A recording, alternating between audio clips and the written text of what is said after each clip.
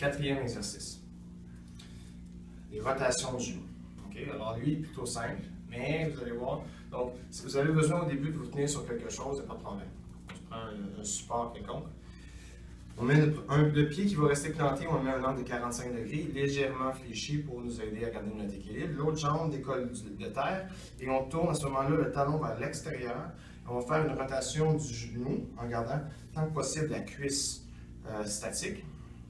Et c'est le talon qui va venir vers l'extérieur, faire un cercle comme ça pour revenir vers l'intérieur. Donc, on part vers l'arrière, on revient vers l'intérieur. Et là, lorsqu'on arrive à l'intérieur, c'est là qu'on va ajouter une tension. Donc, on serre le muscle pendant qu'on pousse vers l'avant et on essaie de pointer le talon le plus loin possible. Donc, tourne, extérieur, on inspire, intérieur, on expire. Intérieur, on inspire, extérieur, on expire. Là, je regarde parce que je vous montre mon pied, mais tant que possible, on veut se rendre à un point où on est capable de faire l'exercice en gardant la tête bien droite, la couronne de la tête vers le plafond. Comme je vous ai dit, si vous avez besoin de vous tenir sur quelque chose au début, il n'y a pas de problème. On inspire, on expire. Lorsqu'on expire, on serre tous les muscles de la jambe. Donc, tout, de façon à venir essorer toute l'accumulation de toxines qui se ramassent là-dedans. Et en même temps, ça nous permet d'aller chercher une mobilité du genou qui est rare, puis ça va nous permettre de nourrir notre genou, nourrir la jambe, nourrir la cuisse, la hanche, qui va faire en sorte qu'on va pouvoir se récupérer plus rapidement. Donc, on fait 30 secondes d'une jambe, 30 secondes de l'autre jambe, même chose. Donc, le talon part vers l'extérieur, on revient vers l'intérieur et là, on serre. Inspire, expire. Inspire, expire. Inspire, expire. 30 secondes chaque jambe. Exercice numéro 4.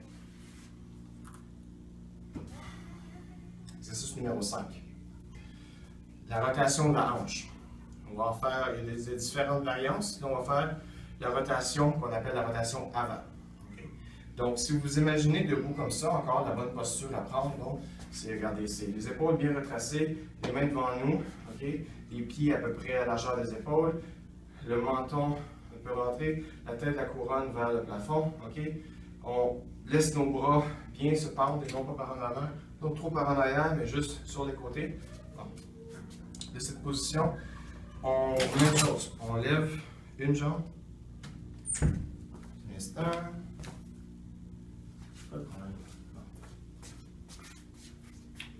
Exercice numéro 5. Rotation de la hanche. Pied la jambe légèrement fléchie, pied à 45 degrés. L'autre jambe se décolle, on la garde bien tendue, celle-ci. Et on va faire, si vous imaginez devant vous, qu'il y a 4 zones. Okay? Il y a un cercle avant gauche, avant droite, arrière gauche, arrière droite. Nous, on va faire des cercles avec cet exercice-là sur le cercle avant gauche et le cercle avant droite.